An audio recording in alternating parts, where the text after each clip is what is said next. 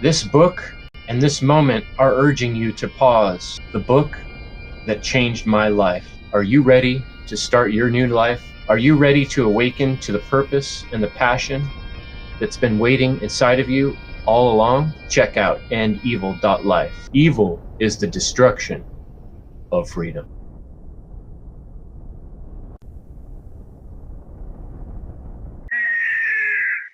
I got the book, The End of All Evil. I got plenty of copies. So if you click on this link, either this book here or this link, it will take you to a payment page. You get the book, and I send you some End Evil podcast stickers. My book is out, and so you can right now click on this link, order that copy that I'll sign for you, and I will also send you some stickers. Or you can get both. And this is a limited time deal that I've got on my website right now. You can order my book, the author's copy signed, and you can get The End of All Evil for $45 for both. And that link is right here on the End Evil store.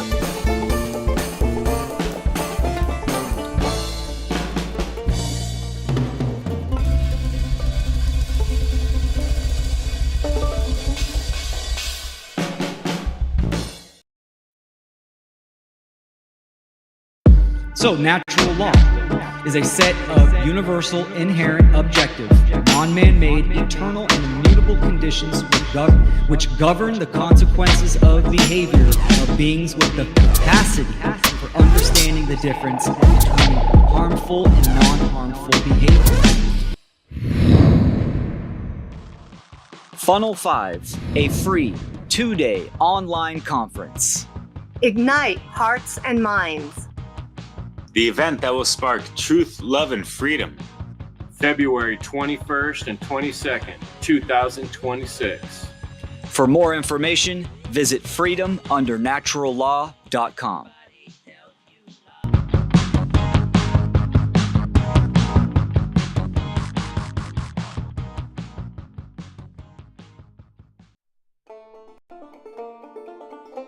This is the End Evil podcast, where we speak raw truth. The aim is to impress you about the value of your time on this planet, to shine a light on the most important truth that has been obscured for too long, to give you the information and knowledge necessary to make true change, to move human experience away from suffering and grief and towards love and joy. Let's begin to work towards the end of all evil. Every week, we dig into natural law, trauma programming, and the mechanisms of societal control. We replace ignorance with knowledge, fear with courage, and apathy with action. As Jeremy Locke said, evil is the destruction of freedom. Go to endevil.life.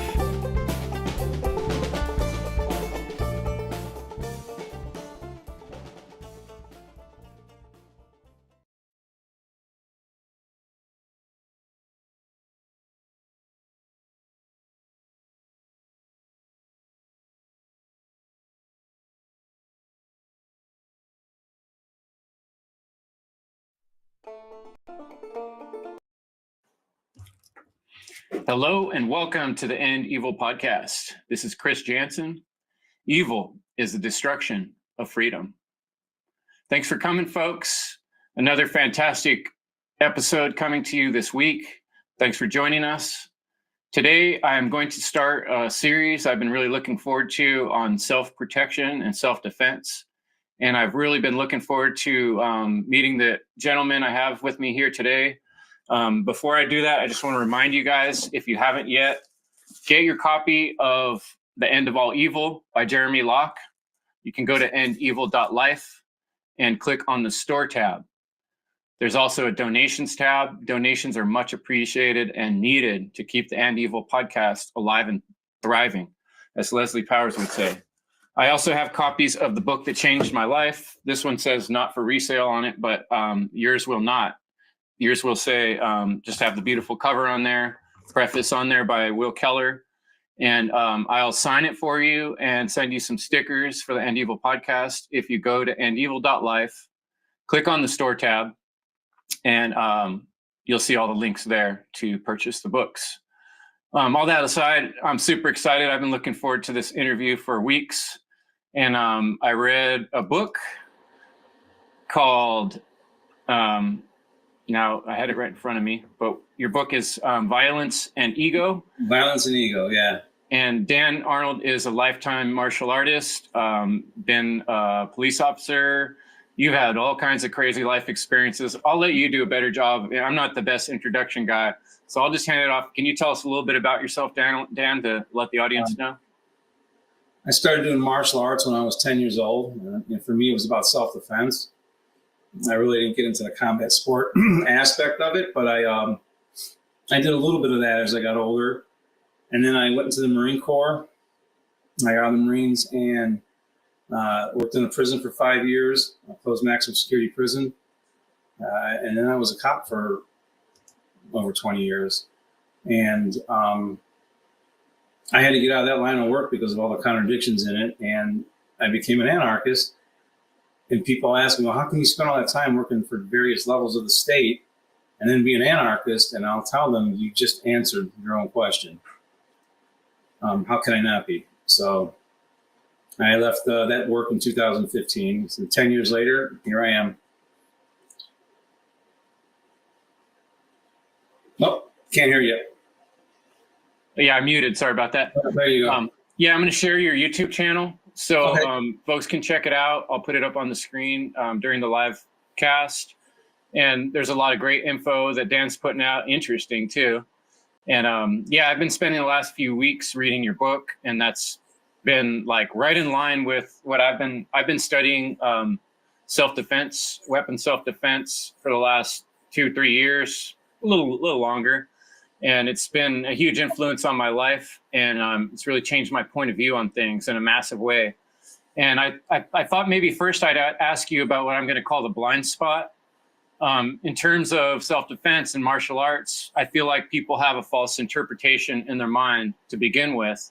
And that's partly why we need to set the stage through movies, through things they've seen, television, and a lot of people that do martial arts put the wrong face forward about what it really is. And I noticed towards the end of your book, you even use the term I like, self-protection, which kind of gets to the point what I'm talking about. But please, from your point of view, what is the blind spot that most people have in regards to self-defense?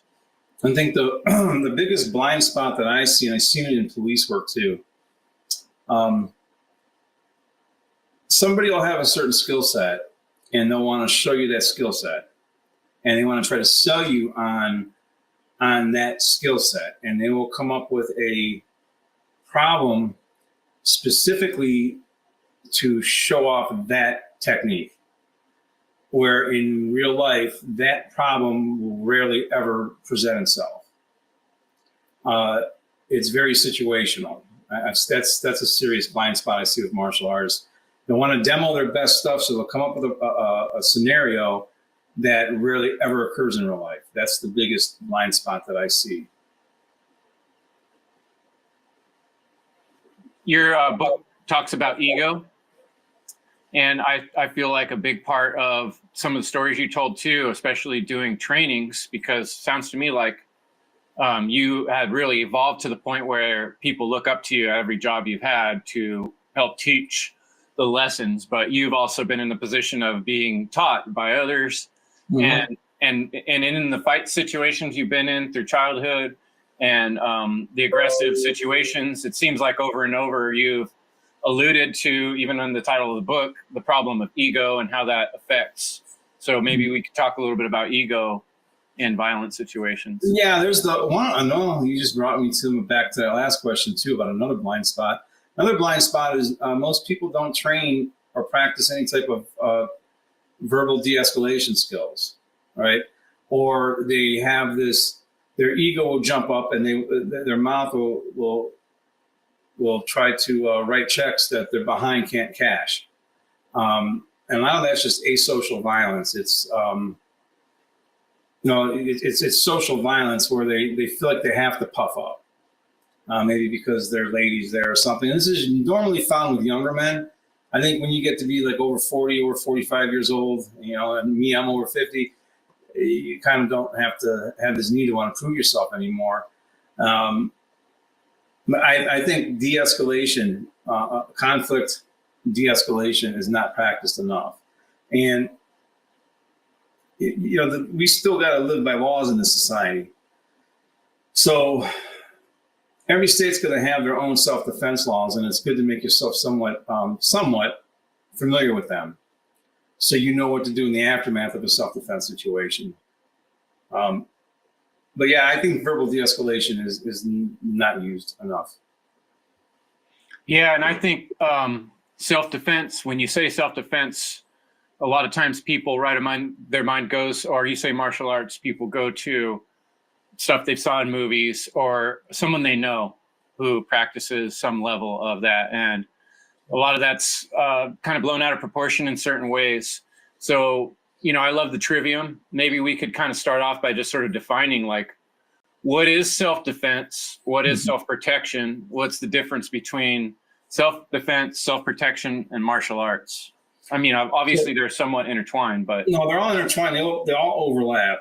Self-defense, simply put. And many years ago, I had a former recon Marine put it to me this way, and it made sense, and I've used it ever since. Simply put, self-defense is the ability to fight while you're hurt. Because more likely than not, you already took a hit. You already took damage. You didn't see it coming. Most of the times when you're not a party to some type of situation, you may not see it coming. Now, of course, the biggest thing to mitigate that would be environmental and situational awareness, but nobody's 100% alert at all times. So you're gonna have a small window of opportunity to maybe see a glimpse of some type of movement to react, or you're gonna already have taken damage. That to me is self-defense.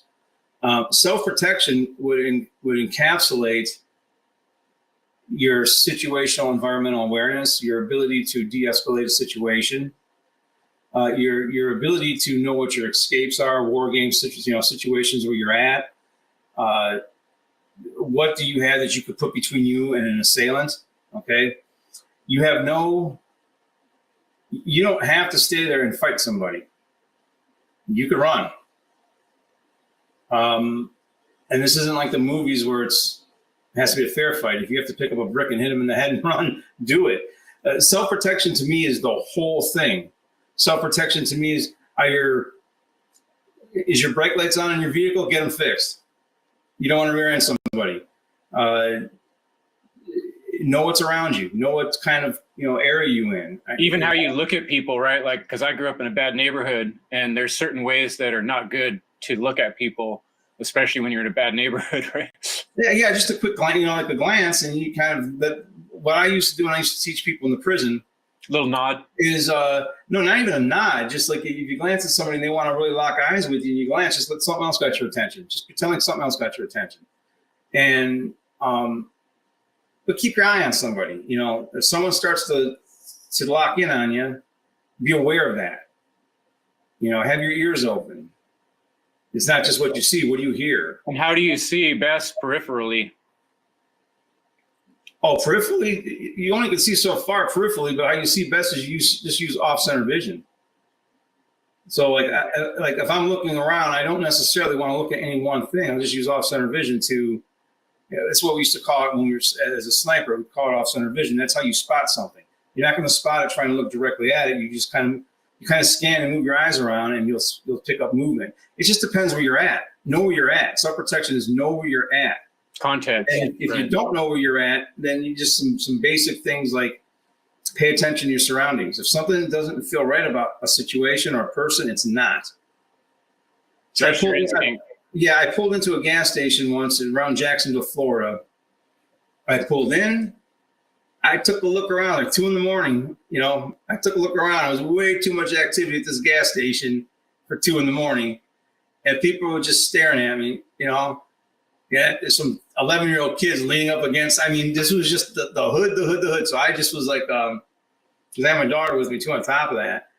And I just pulled in, I seen everything. And I was like, oh, okay, we're going to just keep on going. I'll get gas at the next spot. And I'd rather push my car halfway down the freeway later on than to get gas at that place. So like if you're in a situation where you like I had the situation this past summer where I knew if I went around somebody, it could turn into a self-defense situation that would necessitate deadly force, because this person is a rage monster with a gun fetish. And so I obviously didn't get into that situation because I stayed away. That's keeping my ego under control. Yeah, that's huge. And instincts, paying attention to your instincts. Yeah. Learning to trust them. I knew what he wanted to do. So self-protection is kind of all of it.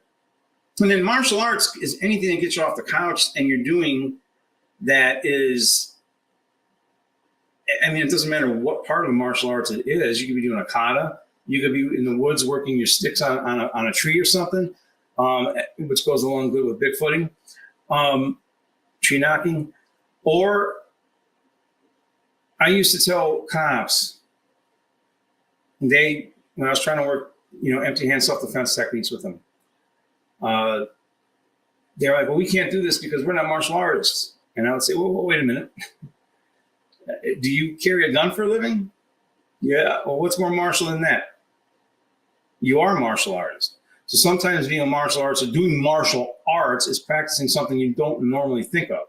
It's not all MMA or Kung Fu theater on Saturday. It's anything. You want to practice on drawing a knife out of your pocket. You got to be fast with it. You got to be smooth with it. So even that movement is martial arts. I remember when I first started driving, my dad had told me, what do you do if you get a flat tire? And I was like, I don't know, pull over. He's like, yeah, well, that's a good start. And then, we talked through it. You want to get your foot off the gas generally as a rule, unless you really need to use the gas, and you want to stay calm. And then as soon as you take your foot off the gas, you want to guide the vehicle off the road, right? He goes, what I want you to do is imagine that process. And, things like that, imagining a process in your mind, really, I found it really reinforces that being prepared when the thing actually happens. It's like, I kind of have an idea already. And I've been in 2 other cars when somebody else did not do that and have not done that mental preparation. Right. And they slammed on the brakes and the car spun around on the freeway and you're like, whoa, 2 times, 3 times around. Yeah. So I know that's real because I've had it happen the other way around when I get the flat tire and it's like, oh, okay, stay cool. Just pull over, let the foot off the gas. So I think preparing yourself. You're wargaming, so your mind is cognitively, you've done it already because you went through it already once. So you'll go through it a little bit easier. But then there's always those situations that you have to be kind of fluid on. And like one time I was driving on the freeway, nothing was going to prepare me for this. The hood of the car I was driving flew up and shattered my windshield, and I couldn't see nothing. The hood was right in front of me. I was in the fast lane near the berm, and I just looked at the lane. I was driving out of my side window, and I slowly pulled over, put my blinkers on, and ended up being okay. But nothing's going to prepare you for something like that. There's a lot of different things I think you're going to get surprised by, and staying calm and not panicking is the most important thing. Is just don't panic.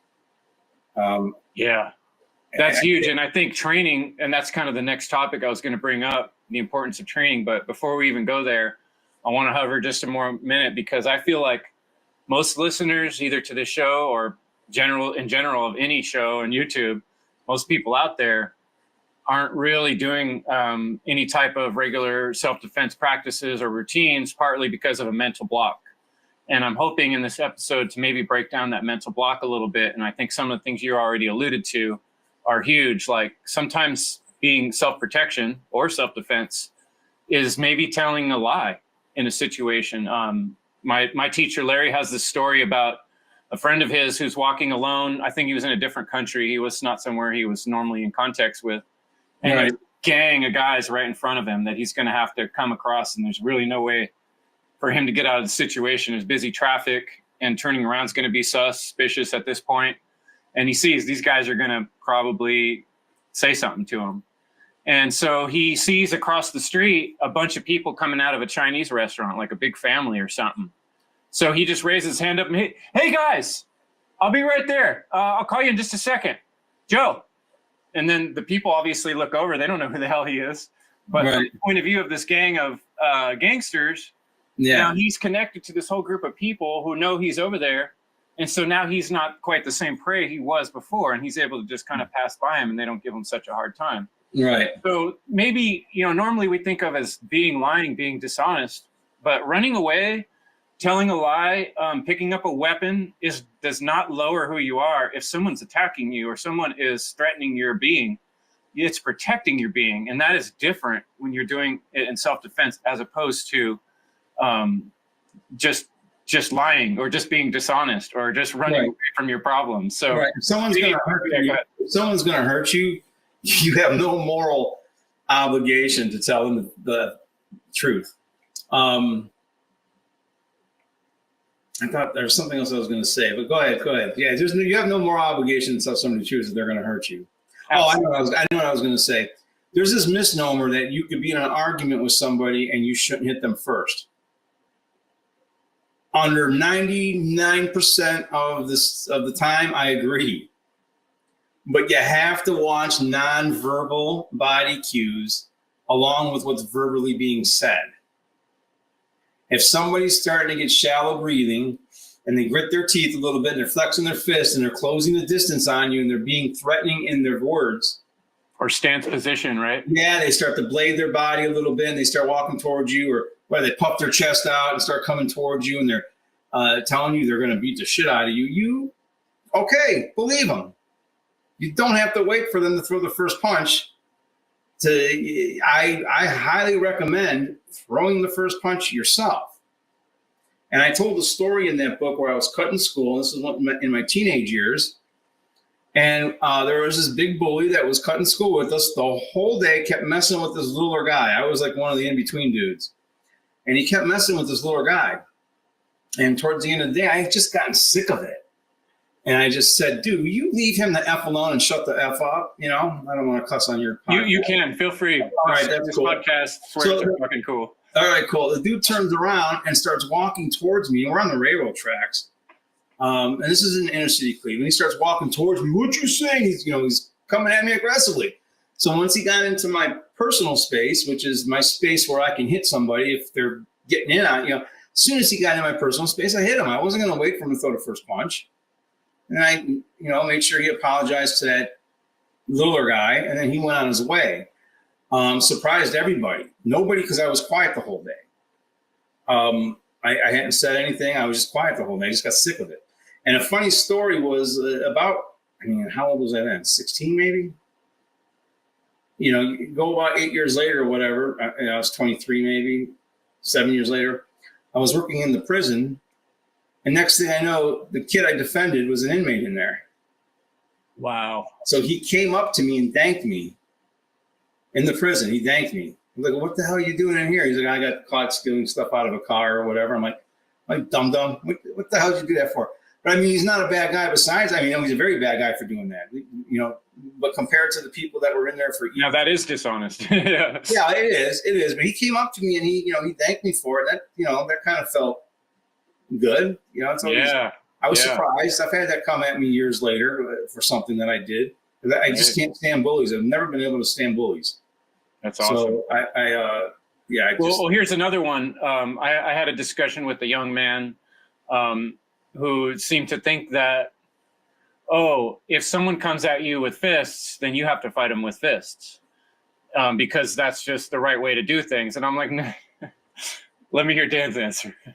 You have the movies. The movies where Jean-Claude Van Damme and the other guy are on the roof and the other guy throws his gun down and Jean-Claude Van Damme does it too. No, that's when I would shoot the dude. Like literally, you don't have to fight. If they want to do you harm, do whatever you need to do to survive the harm.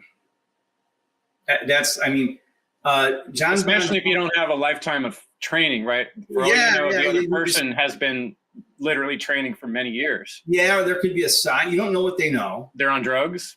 Or they're on drugs, and there's been times I've had to, use force on people that were on drugs, and they are very strong. They don't know. Yeah, you have that one story where you smashed the guy in the nose, no blood just came out of his face, and he didn't stop at all. And you were like, normally that'd be a showstopper, but the guy was real high on whatever he was coke and whatever else he was doing. They used to smoke marijuana. They used to smoke wet. they called it. They put like formaldehyde or some other crap, cocaine mixed with marijuana, and they were just incredibly strong. It disconnects whatever in your brain says I'm weak, and they get chimpanzee strength. And yeah, they can be very dangerous and not have any, knowledge of anything at all. It's another thing. You could be training a long time and be a second, third, fourth, fifth degree black belt, then doing it a long time. You still don't know what that other person's intent is or what they know. Because intent's a big deal, because you're starting behind the 8 ball. If they got the intent to really hurt you, to take your stuff, you're starting from a bad position. You're starting behind the 8 ball. Yeah, You can never go backwards, run backwards faster than they can come forward. So that's another reason why, being aware of your surroundings is so important. But yeah, you're not obligated to, okay, it's going to be a fair fist fight. No, I got to stick on that. Isn't it also true that a gun doesn't always beat a knife? In a lot of cases up close, it won't. I had to show that to a couple people. You're not going to draw that like you think you are.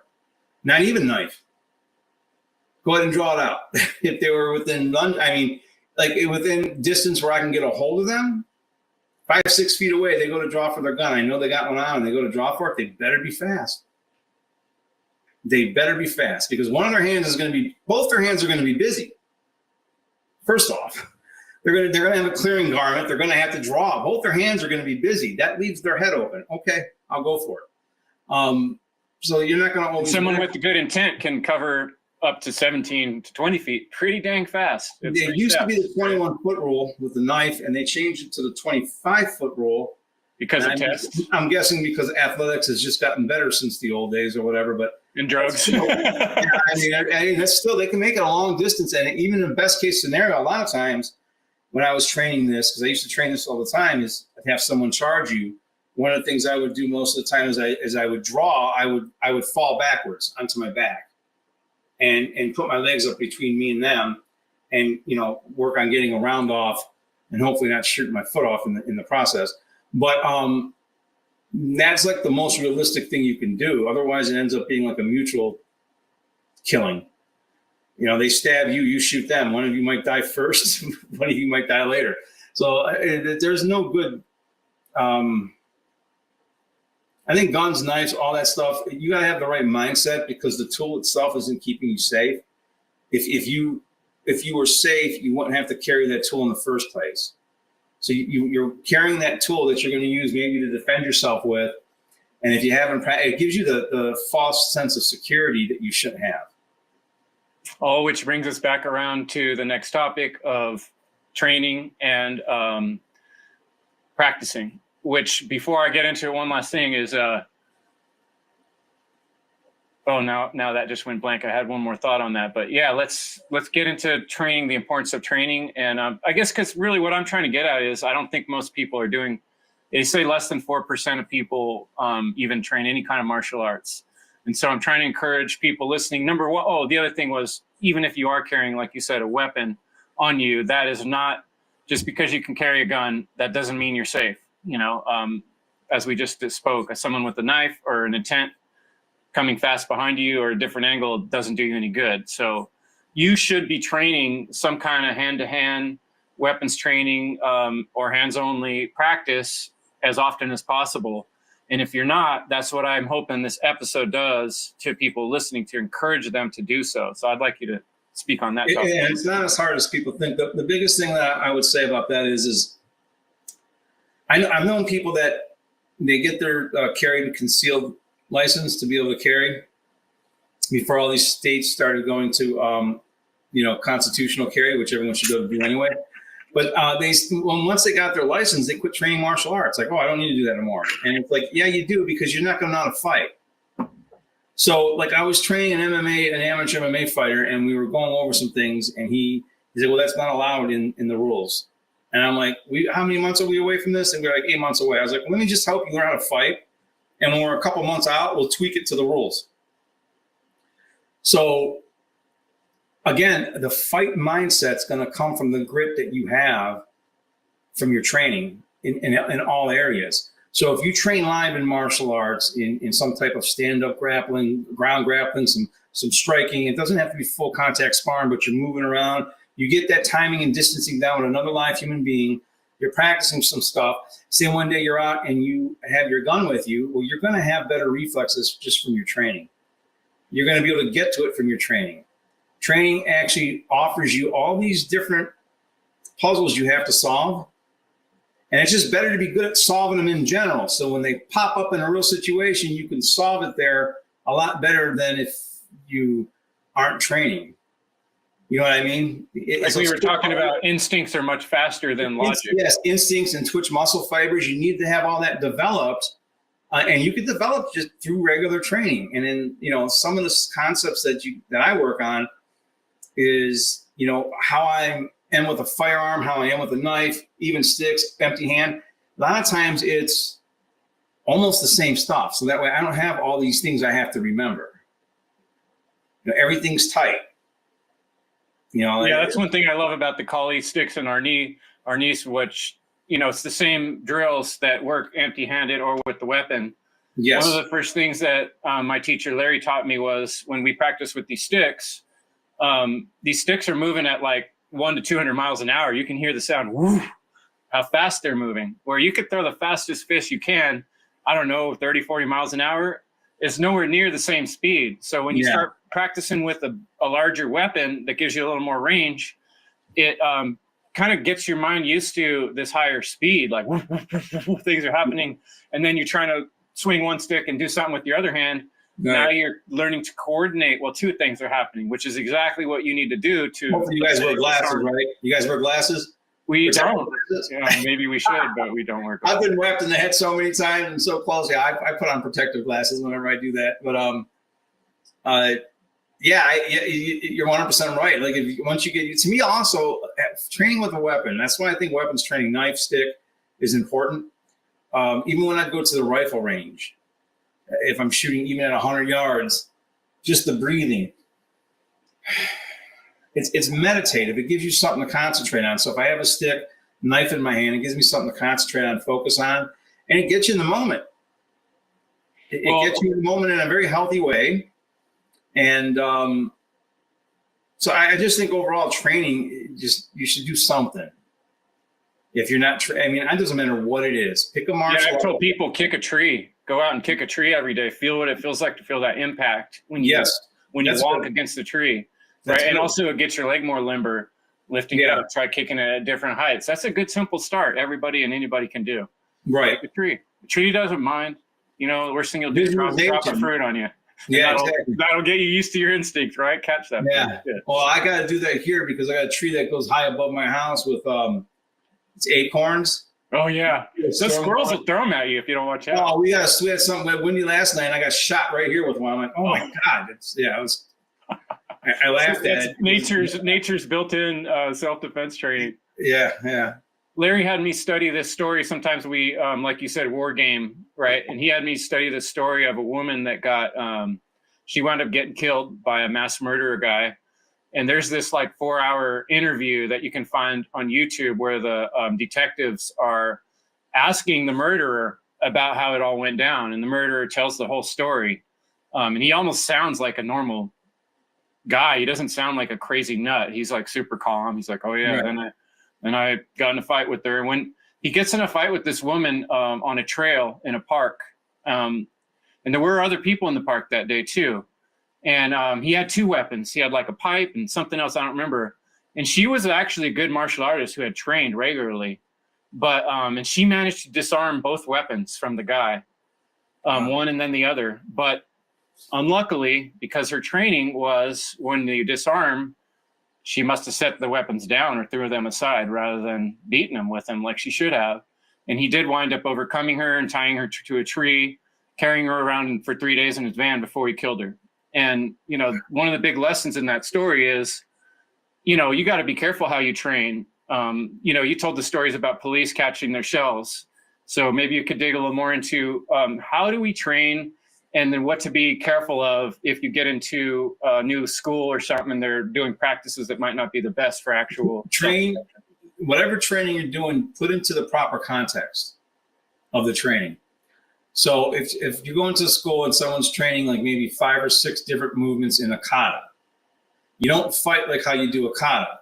But if you practice those motions for power, explosiveness, type 2 twitch muscle fiber, and you're doing them dynamically, you might not move like that in a fight, but if your muscles are getting trained like that, it's got substance for self-defense. So train it in context. Don't pretend that that's how you're going to really move in a fight. I used to tell guys at the range, this used to drive me nuts. And as soon as I was able to change it, I changed it. But they had this thing as you draw and you'd shoot your stage of fire. And then they wanted you to keep your gun pointed downrange for safety, right? Because we're on the range. And take these big, long looks behind you to, make sure there was no more bad guys or anything like that. And that created a cognizant dissonance. There was a in order to do that, you have to disconnect your belief system in reality. Okay. First off, it goes against the +1 rule. If I just engage somebody in this direction, the +1 rule says there's someone else. Secondly, in real life, I would bring the gun in pointed down. If I had to change directions, downrange is wherever I'm looking. So what I started doing is they want you to be able to break that intense adrenaline dump that you're going to have, which causes you to intensely fixate on an area or a threat, right? Yeah. So I get it. So yeah, it all comes in. So instead of doing those long, big looks and keeping the gun out here where someone else can grab it, disarm you. Long, right? Big looks, right? I would just have the guys come back to sole position, or I would just have them come back to high ready, which would be here, center body, and just look real quick. Hey, everyone good? Okay, you just had a shooting. Blah blah blah. Okay, everyone good. Anyone hit? And you get right back in that direction. Keep it in context to what you're doing. A lot of times, if I'm on an indoor range, you're limited on what type of drills you can do. So let's make this about marksmanship. Take your time, use your sights, get the best shots. Practice your breathing, right? Yeah, use your breathing. Most people can't hit something this big at 50 feet with a pistol, just standing. It's hard, but you can if you practice it. And I'd have guys going slower. I would have them using the stall wall, lean up against the wall, use it for support. If you're in a mall and someone has a rifle and you have a pistol, that's like a samurai sword. They got the samurai sword and you've got a knife. In most cases, the samurai sword is going to win. So if you got a pistol and they got a long gun, you're going to lose in most cases if they know where you're at and they can decide to engage you. So you might only have one shot. So if you're going to engage, first off, you're not required to. You're required to keep yourself safe and escape. But if you have a conscience and you're going to engage to stop this maniac, you might only have one shot. So make it count. So like when I'm on the range, I try to get guys to practice marksmanship. And if there is going to be any movement, come back like that. You want to basically, everyone good? You want to just check to make sure everyone's good. You're not really doing these long looks to that'll break it. Everyone good? And then you get back on point. The same thing would go for, let's just say, combat sports. Combat sports isn't the most realistic fighting, not even MMA. There's no refs in a real fight. I get it. They don't allow certain things that we might definitely do. Absolutely. But take it for the context of what it is. If you're sparring or if you're grappling or if you're rolling, you're building a timing and distancing and live resistance. So just think of it from that aspect. You can't be maiming your training partners, obviously. So, if you get really good at the certain big things that happen in grappling or in whatever, you can then play around with little things. Look at this. Look at, I got this. You could play around with that. But to train it in context, because if you start training out of context, it's unrealistic, and that's when you get yourself caught. And then you don't want to repeat bad habits, like you were saying. Another one that we've talked about is, when we're training with sticks, and let's say we do a disarm, like the tendency is, I'm such a nice guy, I always want to pick up your stick or your knife that I disarmed and hand it back to you. Right. And I guess there's quite a few situations in real life where people have done, and you talked about one in your book. Yeah. So like what we do is like, we don't pick up each other's tool. Like if I disarm you, you got to pick it up. Right. I don't want to practice giving you your stick back, because what happens is in a real situation, we practiced it so many times that's what we do, is give the assailant their weapon back. Well, there was a situation that they were training, because a large majority of officers who get killed, not a large majority, but a significant percentage. Too many. They get killed with their own firearm, especially in the old days. Guys would reach and get their gun. So we were practicing, they had us practicing gun defense, defense against gun grabs. So you're standing in front of the guy, your partner, and he's going to reach for your gun. You're going to let him get it, so then you can do your technique. So you got guys doing this so they can get the gun. And I'm like, you're just making guys practice on how to let someone get their gun. What are you doing this for? So like I had them change that whole entire thing. Good for you. If you see someone reaching, just, what are you doing? You step away and you smack their hand away. Like, I was worried more about the rear gun grabs that you might not see, how to react and secure that. So that was another way training of training. Your instinct and and then the context and your situation. We had a situation, and this wasn't mine, so this is a secondhand story, but I believe it. A firearms instructor, martial arts, defensive tactics instructor had a situation. Dude pulls out a gun at him in an ATM machine. He beautifully disarmed a guy because he was so used to doing that scenario. That one time, that one scenario popped up for me, boom, and he handed the gun back to the guy. And both of them were shocked for a second, and then it turned into a real fight to get the gun. And he got it away from him again, but it's like, dude, that could have turned out really bad. Yeah, you don't want that on your tombstone. What's that? I said, you don't want that on your tombstone. No. Yeah, that's. I shot with my own gun because I gave the guy his gun back. Train within context. If people train within context, you could still get some type of worth out of almost any training, as long as you put it in the proper mental frame of what it's for in martial arts. So all that to be said, we're telling people definitely start finding a way to train. But that being said, consider and reconsider the way you're training and the way that people are trying to train around you. It doesn't mean they're right just because they've done it a lot of times. A lot of times people practice things that they shouldn't be practicing. So you have to consciously, again, war game stuff in your head. And I remember the other thing I was going to add to the convo before we got to this is we have like two big stories right here in town that happened within the last few years where some sort of altercation started. One of them was a liquor store. The guy's really mouthing off, being a real asshole, causing a bunch of problems. And the guy who's running the counter says, I had enough of this guy, walks around, knocks him out. The guy falls backwards, smashes his head on the way down because he's completely passed out, falling full speed, and dies right there in that moment. So you have to really consider, and this happens in road race situations too, like the movies show people like hitting each other back and forth 3, 4, 7 times or more. But in reality, one blow can cost a life. And you have to ask yourself, do you want to spend the next 10, 15, the rest of your life dealing with, even if you're the winner, the fact that you just killed somebody when maybe you could have not done that. Right. So be careful what you train and how far you push things. Right? That's why I always recommend cross training in different things like judo. Like I did Aikido, which is like judo on crack, but I got good enough at it to randori judo black belts to a draw. Get good at judo, get good at jiu-jitsu, start practicing grappling, because maybe once you got someone, if you could restrain somebody, that might mean the difference between you going to prison for manslaughter and you not going to prison. If you're in a restaurant and someone's doing some crap and you decide, okay, I've had enough, he's just being an idiot, maybe he is being an idiot, and he comes up to you and he's going to do something, and your only reaction is to punch him in the face, and he does fall down his head on the table or something. That might be bad, but if your reaction is to do a double leg on him, take him to the ground, mount him, and hold him there like a baby, he won't be able to do nothing. So to me, it's all like I tried to restrain somebody, not in my little situation that I had, but he was so much bigger than me, I couldn't. So he got out of me trying to restrain him twice. So I tried. He was attacking me, and instead of fighting him, I tried to restrain him twice. And this person's also trained, and they were bigger than me. I couldn't restrain him under the situation. The guy was mad, so I had to resort to strikes. So know when you have to. That's and the more options you have available, the more things you can consider.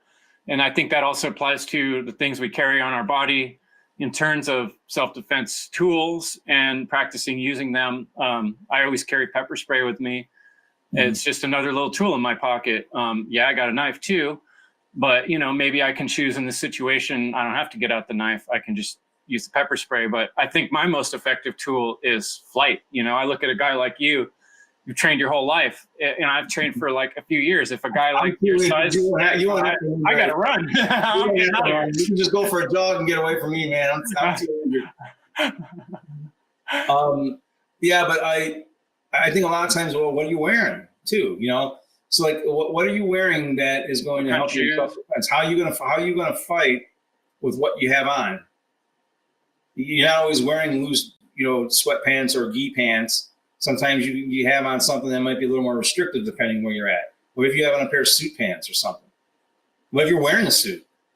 So like what we used to have one Thursday a month in our school would be Plainclothes Thursday. And we would tell everyone to wear whatever you would wear. Don't come in here wearing loose stuff. Wear what you would wear. And you'd be surprised on how it changes everything when you have to do martial arts outside of a gi or your comfortable clothing, and you're in your regular clothes. And then how can you make regular clothes turn into a weapon?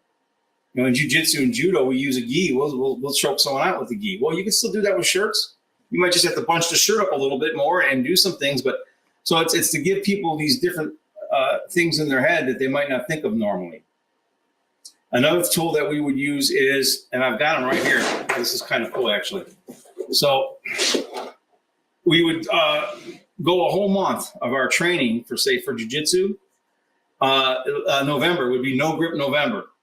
So we would actually hold balls, tennis balls, and all our grappling would be like using monkey paw things, but we'd still be wrestling jiu-jitsu for submissions and chokes and whatever, but we couldn't grab them. We had to hang on to these balls. You got to really learn those wrist hooks. So you're really learning all the other movements besides the grabs. Or grapple. Yeah. Grapple, I used to do this. I did this with my coach, but I used to do it with my students too. Grapple blindfolded. So you're grappling blindfolded. You start from your knees. You start from a position. You're blindfolded. Now you're going all on feel. Okay, you're in a safe area. You got enough room. You're not going to run into something. It was just funny because I was grappling them blindfolded. I did really good. This was my coach many years ago. And I was doing really good blindfolded, like real grappling to about a draw. And then we took our blindfolds off and he beat the crap out of me. I'm like, I need to be blind with this thing again. But it's good training. It's stuff that if you can do that in training, it's going to pay dividends in real life. Right. And one thing I always tell people in training too is to warm up properly, because you don't want to be getting injured. And I had a thing where this guy was another defensive tactics instructor. Like, F the warm-ups. On the street, you're not going to get a warm-up. Yeah, but on the street, you're going to have an adrenaline dump if it's real. And your heartbeat's going to double and triple within seconds. It's going to pump the blood from your organs to your muscles. That's your warm-up, the actual adrenaline. In a classroom setting or training session, no one's adrenalized. And with these guys, no one even wants to be here. You have to warm them up. So like do a proper warm up. Right. And if you get injured in class, how good are you going to be when you walk out on the street and something happens and you're limping because you overdid it in class, right? Yeah. That's another thing when you start talking about like ego. That's why it was violence and ego. That ego will get in your way in training. And it'll keep you from training right. It'll keep you from training. I watch it in jiu-jitsu all the time. Someone won't want to roll with a lower rank guy because that lower rank guy is beating all the high ranks. So they talk about that everyone checks their ego at the door in arts like this, and that's not really the case. So it's like roll with anybody and don't worry about it. Don't worry about the color belt. Just get out there and do it. And I would say the other side of that as a warning to some folks, like if you decide, hey, I do want to get involved with martial arts training or self-defense, self-protection training, and you go to a school, I do think you have to be wary of other people that have ego problems. And do you want to put yourself in a situation if the teacher or the sensei or some of their top students are having an ego problem and they're actually training in a way that is unsafe? Like you don't want to get hurt in your training process. Those intermediate guys, watch out for those intermediate guys because they're the ones that are like if you get something to prove. The really higher ranked guys or the instructors or assistant instructors who could probably murder the medium guys. they're the ones that are going to go light with you, and it's going to be that medium guy who's going to use you as they're going to try to use you as a dummy, or some other beginner to whatever degree or another. That's when you just have to think and tap fast and verbally tap. Don't just do that. Tap. Yeah, you want physical and verbal tap. Tap, tap. You got it. Tap, tap. Always tap often and tap early. And I've so far not been hurt because of a technique, because I have no problem tapping. I've been hurt doing goofy things, like I'll sneeze or something, throw my back out, but I haven't been hurt doing that. And now it's just aches and pains as I'm getting older. Like I held pads for somebody yesterday. So just holding the pads for them so they can, do the pads, and my shoulder's killing me today. On that topic, I would say pain is an important thing to talk about. Like you said, you've never been seriously hurt, but I do feel like from my training in the past few years, like feeling the pain is crucial to understanding how something works, especially with restraints and locks, small circle trapping.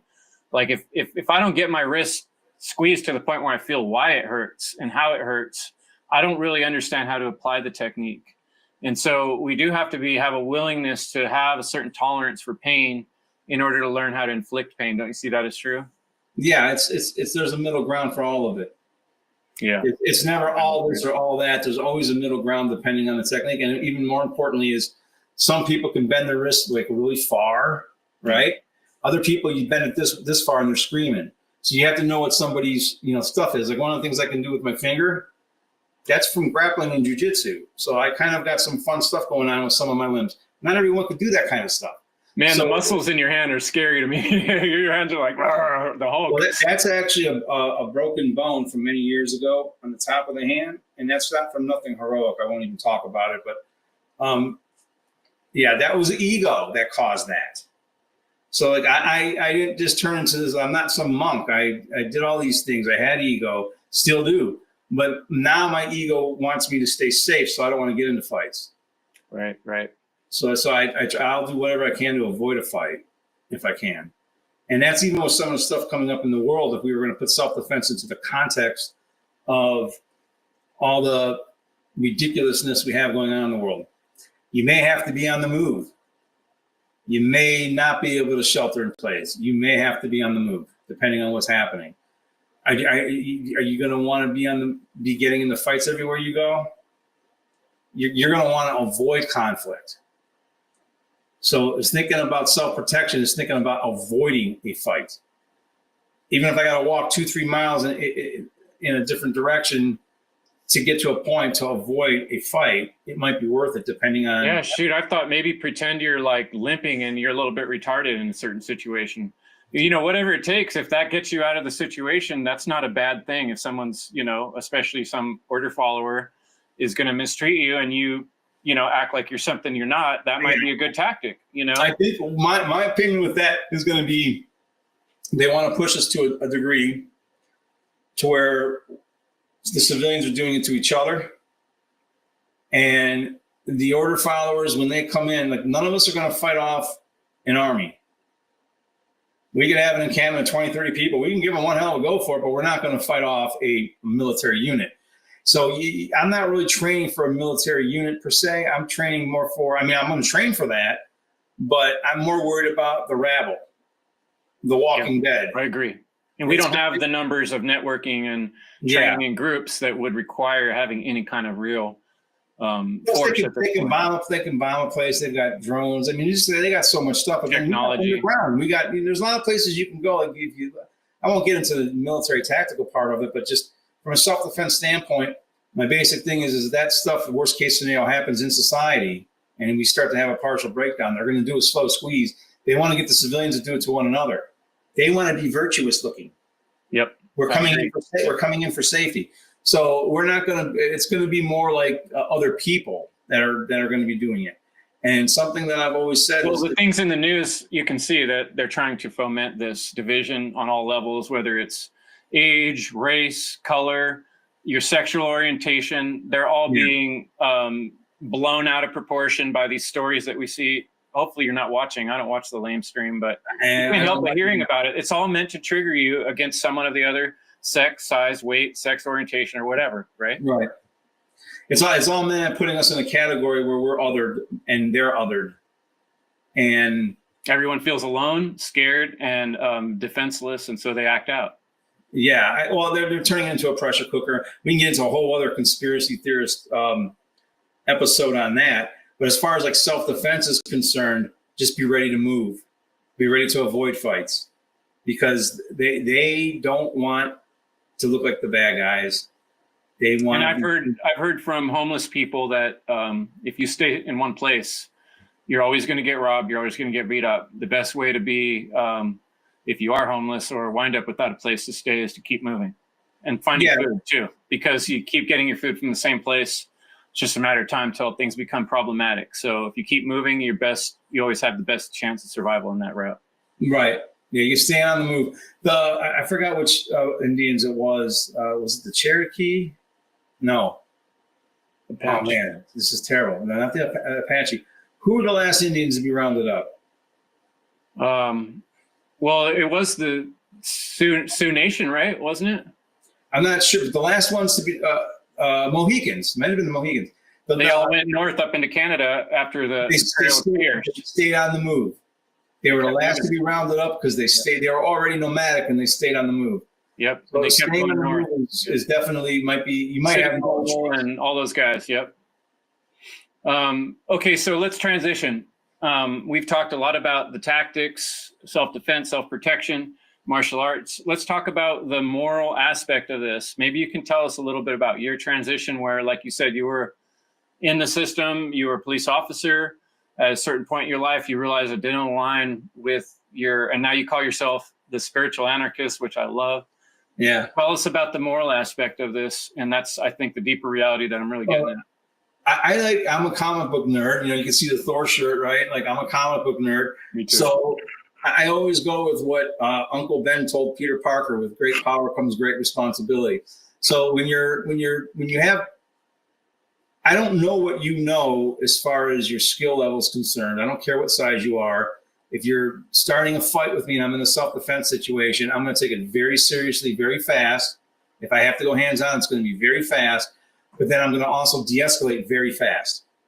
If I get control of it, control of the person, or if I've incapacitated them to the degree that they're not a threat and I'm not going to keep going. And that's where you have to control your adrenaline. When your adrenaline goes up, some people want to just snap and they just keep going. You can't do that. You got to bring it back down. So, and that's hard to do in the middle of an adrenaline dump. The only thing that's going to do that is to have training that approximates that type of stress to some degree, and or have a whole bunch of real fights under your belt, which a lot of people don't have. So then know how to train. You could train in a manner that elicits a partial adrenaline response. And that partial adrenaline response training is what's going to help you de-escalate yourself once you've done your technique and you got them, down. You don't have a moral responsibility to do anything but protect yourself and those who can't protect themselves, in my opinion, with what's coming up today. And a lot of people would say you don't have a moral responsibility to protect anyone but yourself. But everyone here feels a moral responsibility to protect someone other than themselves, someone in their family. If there was a child on the street, you're going to at one point in time have a crisis of conscience where you're going to do something. So if you're going to do it hard, do it fast, do it effective, but then de-escalate. You don't have to keep going. So I think the moral responsibility is talk your way out of a fight if you can. But then once you can't, what was that guy, Patrick Swayze played in the movie Roadhouse? Be nice until it's time not to be nice, right? I know it's very cliche, but when it's time to go, really go, commit to it. But then be able to dial it back. And that's the hardest thing for some people to do, is to be able to dial it back once they turn on. And, practicing getting consciously angry, like out of nowhere, it's just yelling and being real serious, but then bringing it back down, just talking normal and nice. Even that will help you be able to dial it back down and keep yourself from, that's where your morality lies. When they're no longer a threat, stop, especially with state laws the way they are and different laws. If you don't stop, you're going to end up in jail. I'm telling you, you will end up in jail. Even if you're in the right situation, you win it. You weren't the one who caused it, right? You didn't start the fight. You were defending yourself, but you pieced the dude up because you could fight better. You're probably going to go to jail. So just understand that the more damage you do, now if they... Now it shows intent that you... Yeah, if they badly hurt somebody in my family or whatever, I'll just do the time. I mean, I wouldn't care then. Right. But, they've got this, and this is what gets me angry. It really gets me angry. This is part of the contradictions in police work. All these different cops and corrections officers, man, I've done the same thing if my daughters were involved. I would have done the same thing. I've done the same thing. And it's like, yeah, of course you would. Why am I here then? So they've got it set up to where only people with special monkey suits and shiny things are allowed to use force and or violence or whatever you want to call it. And I don't like that. I am not a violent person, but I think any human being should be allowed to and should be given, like, we're under constant surveillance. Like, you can't, it just, to me, it doesn't, a lot of it just doesn't make sense. Why would you spend 30 to 50% of your money to keep yourself under constant surveillance and have a bunch of secret agencies keeping track of all your moves? Why would you want that? The whole thing just doesn't make sense to me. The whole thing it just doesn't make any sense. It just proves that we are in an immoral world, and the context is that we are under slavery. And so that's why the initiative is here to actively be making the choice to prepare yourself in every way possible so that you don't get just totally overridden by rage and your heart beating and your adrenaline pumping. And then this is what will happen to people too, and that it happens with kids. This is why we see some of the school shootings we see.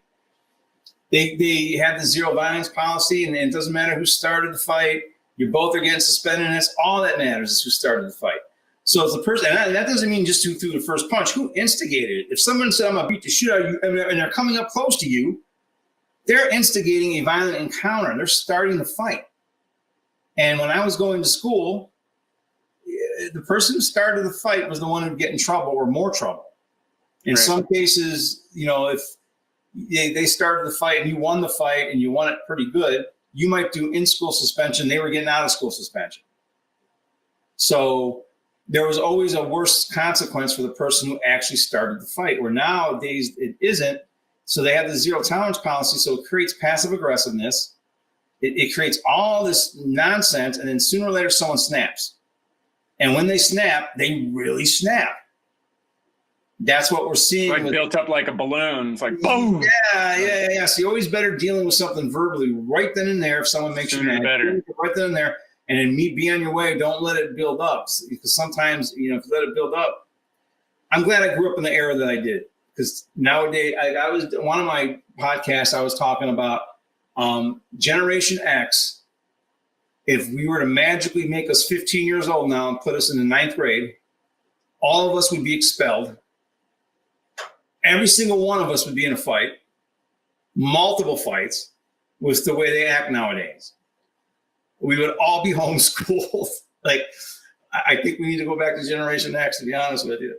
Yeah. Okay, I want to tell one last little anecdotal thing.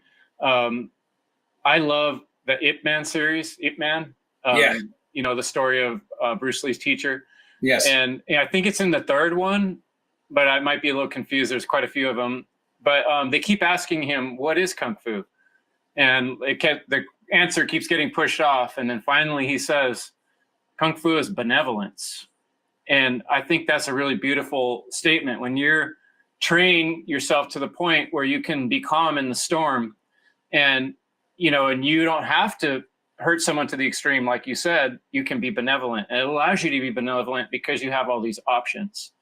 And I think that's where we want to work towards, is being so skilled that we can exude benevolence into the world. And when you walk with more confidence, I've noticed the longer I've trained, the more confident I can walk into various situations. It's not like I'm not afraid, I am, but the fear level isn't driving as fast or as quick, and that anxiety isn't there. And I'm able to control my breathing because I practice Wim Hof breathing. So I know how to calm my body down better than I would have had I not been training. And so that's what I want to encourage people to start doing, if you haven't already: breathing practices, meditation, yoga, and any kind of physical training you can do, whether it's physical fitness or if you can find people to train with or people that have some kind of knowledge that they can impart upon you, do it. And the sooner the better, and be careful that you don't get involved with people that have inflated egos. So that's advice for the folks listening from me, and then I'll turn it to you, and you can close up with anything you'd like to share with people, and then websites and where they can find your work. Well, you can find my book, Violence and the Ego. It's on Amazon. I don't really get too many royalties, but it's on there. So if you go there and type in Violence and the Ego, Dan Arnold, it'll come up. I don't know, as far as closing is concerned, if you get into a martial arts school, and I have this in the book, Violence and the Ego, make sure the instructor knows what they're talking about. And if you don't never been in a school before, it's why the book I wrote will help you out, because I wrote it for that person who doesn't have a whole lot of experience, so they can see what to look out for from a martial arts instructor, and make sure they've got an instructor that's more about seeing you develop than seeing themselves develop. That they're more about how awesome they think you are than about how awesome they want you to think they are. Okay, there's a lot of instructors out there that's what they want, and they have cult-like environments in their schools. You don't want no part of that. Be able to spot that kind of stuff early. It doesn't matter how skilled they are. They might be one of the most skilled martial artists you've ever seen.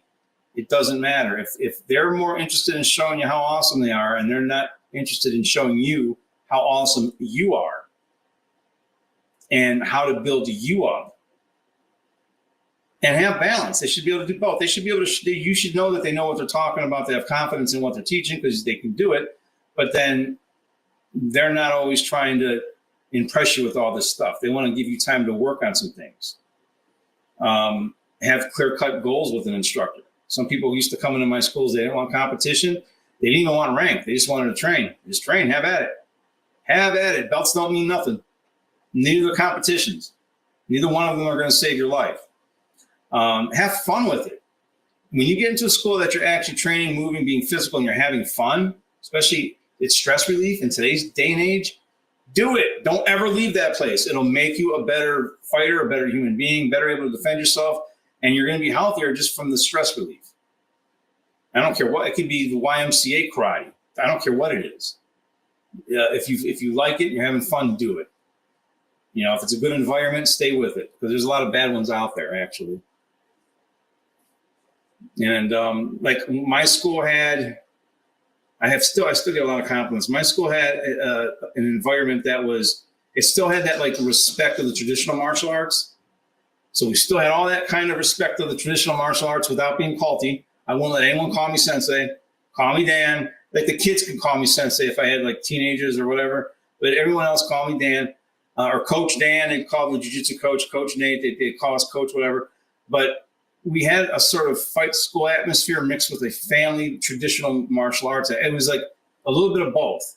So when we spar or rolled, it was good medium stuff. It wasn't killer, but it wasn't so light that you had this false sense of security. You know, there's a middle ground to find. And I think we did that pretty well. If my roof hadn't caved in, when the roof caved in the place I was renting 1 week before I was supposed to renew the lease, I took that as a sign from the universe to go do the training to your backyard. For people right? Yeah, because I wasn't clearing the rent real. I mean, I was coming out of pocket every month. I was having a blast doing it. And that's another thing. I wasn't about the money. You know, some people try to loop you into contract. Yeah. If they're good, if their product is good, they don't need a contract, in my opinion. They'll keep keeping stuff further out. Like, oh, we'll get to the knives and stuff when you get to this certain level. We're just going to do punches. It's like, come on, man, you're just fleecing people for the money. You got some real skills to teach. Let's get to it. There's no reason to put that shit off. I had a fencing school do that to me.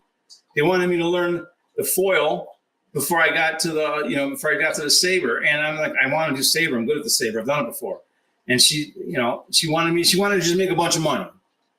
And meanwhile, I took out her whole saber team that night and beat one of her foil fencers. That was one of her. I want to do saber. Yeah. Now she wanted me to buy all the foil stuff. Then I can buy them. No, I left. Right. It's not a friggin' subscription. It's right. Like if they really, like you said, the key is noticing that they really want to find the best in you, and you can tell that if somebody's transmitting that or if they're just trying to fleece you. And, you know, it takes 4 schools before you find the right one. You're better off doing that than staying at that other one and wind up twisting a ligament or something and being limping the rest of your life and being like, why did I train? That was stupid. It's because you went to the wrong place and you didn't see the writing on the wall, you know? So all that to be said, like I said, I'm intending to do a series on this topic. And so I'm really hoping to have you back, Dan. You're someone I really want to learn a lot more from, hopefully even train with someday. Yeah, we'll get together someday. If you are willing, I'd like to continue this conversation. We got a lot more to talk about. This is just sort of a cursory getting started. But I'm going to post your links. I have all your links that I will post with the show and in the comments. So yeah, we'll go over all that. And I hope this inspires the listeners. I hope you guys take on some kind of training. I'm going to be starting to share what I can on my social media channels little by little. And my teacher, Larry, I've always called him Larry. I only started calling him Sensei a little bit recently because I noticed in your book you said Sensei actually means he who came before you, right? And so, yeah, we've always just trained with whatever we're wearing in his yard. And so, right. You know, if it's cold out, we're wearing a jacket, you know. Yeah, I never got into being called teacher or anything by a foreign language. Just call me Dan, and that's cool. You should have respect for me without having to call me by some foreign name. You know, you should respect everybody equally. Love that. You know, one last thing I'd say too, as far as the contracts are concerned, I've seen a lot of times where they'll treat you like gold till you sign the contract. So that's another reason why, if they say, no, I know a guy in Florida, no contracts, his school is huge because he's putting out such a quality level of teaching, everyone comes back. I mean, that's what you want to find. If you can find that, it'll be golden. And then if you don't have a school around you, man, YouTube's got videos. Just find one person to train with. Find a person to train with, YouTube some videos, do anything. And I had some of that in the book, Violence and Ego, some techniques and some things you could practice to just get moving and just get going to defend yourself. Absolutely. But yeah, that's about it for me from this. We talk about martial arts all day long, but yeah, we'll get into it more in the future. But for today, yeah, I got a load of stuff to go take care of in my life, and I'm super appreciative for you setting aside. Thank you too. It was great talking to you, Dan. I really appreciate it. So, folks, much love, and evil is the destruction of freedom. Peace.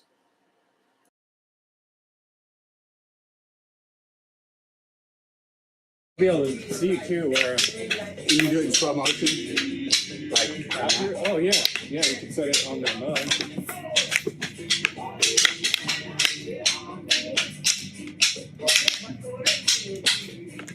I just have to look away. Yes, you do. Good, that's great. Hey, don't make it big. Come on.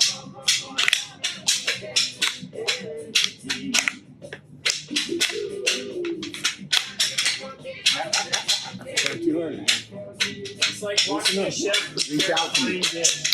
Yeah, reach out to me. And now you're starting to hold it hard. I know. I'm clenching up. Yeah. I can feel it totally. Better when you listen. So much better. When you start doing rich shit, then that's when I start Getting a little panicky. Yeah. But that's what we're trying to do, right? We're trying to do this and then be able to pull it out at any time and go, yes, sir. Wow. That's what we're trying to do. It's not we're lost in this thing. We can't do anything else. Right. I should be able to do this drill and have a conversation with dude over there, right? I can't have a conversation with dude over there about taquitos. I got it. You don't got it. Yeah.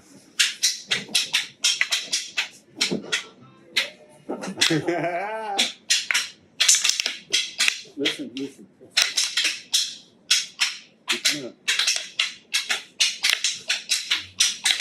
Listen up.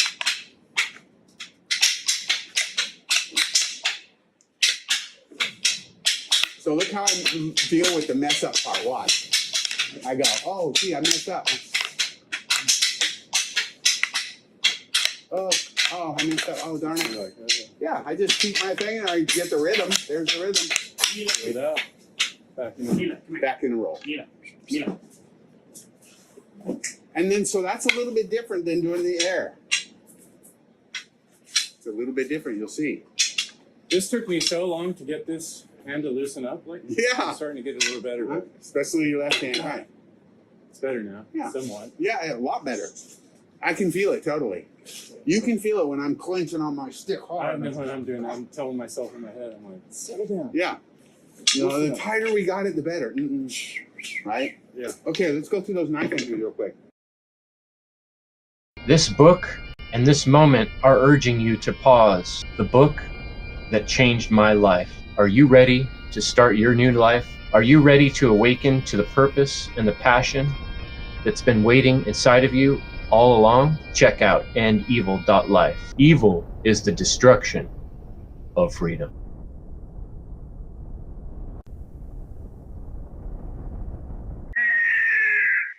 I got the book, The End of All Evil. I got plenty of copies. So if you click on this link, either this book here or this link, it will take you to a payment page. You get the book, and I send you some End Evil podcast stickers.